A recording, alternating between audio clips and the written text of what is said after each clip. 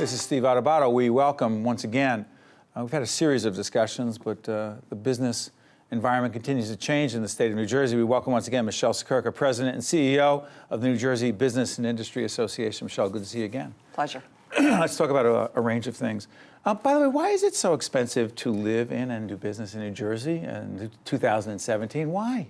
There are many things that drive the cost of living and affordability in the state of New Jersey. So for New Jersey business, in general, there are a lot of regulations that drive your bottom line, that cause you maybe to have to push a lot of paper in the back office. And all those regulations and all that paper you're pushing, everything has a dollar attached to it. And I hear from my businesses every day. I just came from speaking at an event this morning. And the number one issue around the table, cost of doing business. And I said, give me examples. Sure. And a lot of it is regulations that drive. For New Jersey residents, property taxes. Property taxes. And candidly, for business, property taxes. New Jersey millennials, property taxes drives rent. Millennials can't afford to live here. Let's talk about the millennials. You've really pushed this issue. Yes. Because you're worried about us losing these millennials. Why? I mean, what's the difference between a millennial and someone who's 40 or 50 or beyond? Like, what's the difference? Well, they're our future workforce. NJBIA, we represent 20,000 businesses across the state of New Jersey. That's over 1.1 million jobs. We have to grow jobs in the state of New Jersey. If we don't have a workforce to draw from, how do we create new jobs? What are they into? What do you believe most, because I don't want to generalize here, what do you think most millennials are interested in terms of quality of life and business opportunities, employment opportunities, that may be different than, say, 15, 20 years ago? So the types of communities that they're looking to live, work, and play, really they want to find that all in one place. So the whole idea of more urbanism, they want to be able to take mass transit. So look, they can't afford to buy cars, and they don't want to own cars. What do you mean they don't want to own cars? They don't. Doesn't everybody want a car and an expensive monthly payment? No, and in New Jersey, then you add the car insurance on top of it, and you're doubly challenged. But no, think about this for a minute. Millennials, their whole makeup is very different in terms of commitment. Think of that word commitment for a moment, okay? They're not buying homes like decades ago when you were in your 20s and you were saying home ownership. No. They want to rent. They like diversity. They want to try things out, and they're very mobile, right? So they move quickly in their jobs. They stay in jobs for a few years. They look for the next opportunity. So they don't commit to things. They don't commit to homes and communities because they want to try different things. They're marrying later, so they don't commit to relationships like they did before. When jobs, they're moving their jobs a lot. So they want to be in environments that have a lot of mobility to it. So how about this? It's interesting. It's one thing about what employers, because we did a seminar a while back, a leadership seminar with you and your colleagues, and I was pleased to do it. And we talked about some of these issues with millennials, but that's one thing about what businesses can do. We'll talk about that. But there's going to be a new governor in January of 2018. Yes. What do you recommend that state government do in terms of public policy around this, or is that not a governmental issue? So there's two pieces.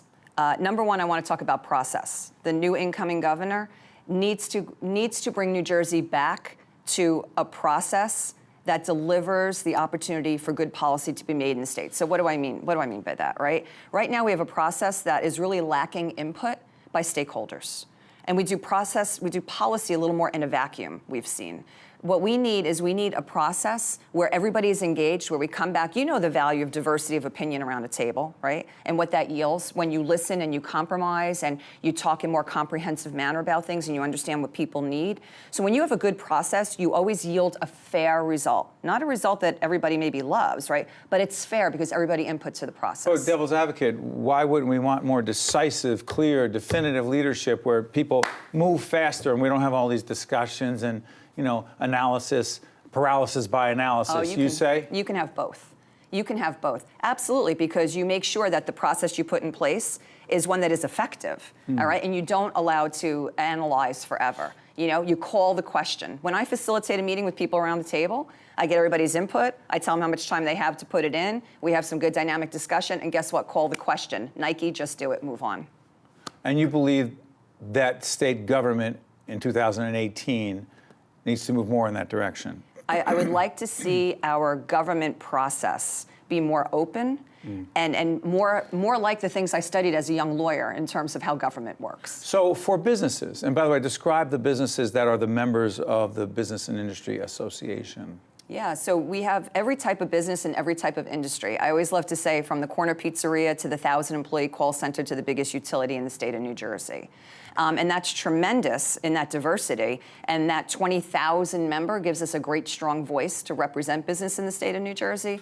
But embedded in that and all that diversity also can be challenged sometimes in terms of the positions that we can take, because the interest of the small pizzeria is very different than the 1,000-employee call center, is very different than the largest utility in the state. We had a forum with a variety of the 4 legislative leaders. One of the things we do with the Business and Industry Association every year is we have a forum with the 4 legislative leaders. We don't know if they're going to be the same in 2018, but the 4 legislative leaders, the 2 Democratic leaders and 2 Republican leaders, that may change. We don't know what party will be in control in 2018. But one of the big issues we talked about when I was moderating at that forum was around the estate tax. Yes. The changes that people were looking to make in it. Tell everyone again what the estate tax is and why it's a huge issue. Yeah, it was a huge issue that BIA very proudly advocated to address, and we got it addressed as part of comprehensive tax reform that we did last November. So the estate tax, we were an extreme outlier in the state of New Jersey. Only one of 2 states in the nation that had both estate tax and inheritance tax, and our threshold was the lowest in the nation. Explain to folks, so you die in the state of New Jersey, and? Well, if it was Or last what year, was. yeah, if it was last year, if you died in 2016, if you had a state that was worth more than $675,000, that's when we started taxing you. And in the state of New Jersey, you own a home and have a 401k, you've probably triggered that. If you die in New Jersey in 2017, that threshold is now up to $2 million. So your first $2 million, you don't get taxed, right?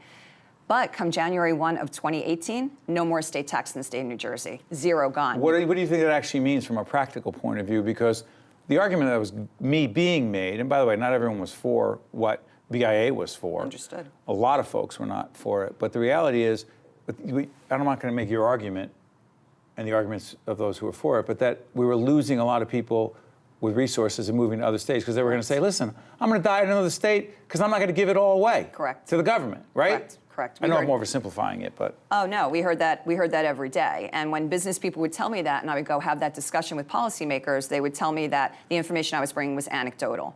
So we went and studied it, and then we brought back the data that said over the last 11 years, New Jersey lost $21 billion in net adjusted gross income out of the state of New Jersey. Number 1 out-migration state, Pennsylvania. Number 2 out-migration state, New York. That means we're lacking regional competitiveness with our 2 border states. Now, estate tax, we had to go to full elimination because Pennsylvania doesn't have an estate tax. So going to the federal level still would not have made us competitive with Pennsylvania. So that's why we had to eliminate estate tax. And it's a game changer. If you ask my colleagues at the CPA Society, they'll tell you that now when they are advising their clients on their tax planning, now they're saying you don't have to run out of the state of New Jersey. You can stay here. You can die in New Jersey. You can die safely in New Jersey. Final question. It is risky to do this in late May 2017 as we tape this. The impact of the Trump administration on business in New Jersey is? So it's very dynamic right now at the federal level. We know that. We were riding the Trump bump on the stock market, and businesses were feeling, very bullish on the economy. We saw that. I think everyone's a little tempered right now because of how dynamic the situation is. But I will say this, regardless of what happens at the federal level, New Jersey is still a very blue state. So New Jersey is going to react in a way to ensure that we continue to be a leader in certain policies, regardless of what happens at the federal level. That may mean that if there's really good tax reform up at the federal level that we could benefit from in New Jersey, some may say, we don't agree with that, and we're going to do more than the federal government. That tends to happen. So something may go away. In New Jersey, we'll see it come back. Michele Siekerka is the President and Chief Executive Officer of New Jersey Business and Industry Association. Thank you, Michele. Thanks, Steve. We'll be right back after this. The preceding program has been a production of the Caucus Educational Corporation, celebrating over 25 years of broadcast excellence. Funding for this edition of Caucus New Jersey has been provided by Verizon, Adler Aphasia Center, QualCare Inc., the New Jersey Office of the Insurance Fraud Prosecutor, New Jersey Sharing Network, the New Jersey Reentry Corporation, and by Montclair State University. Transportation provided by Airbrook Limousine, serving the metropolitan New York, New Jersey area. Caucus New Jersey has been produced in partnership with TriStar Studios.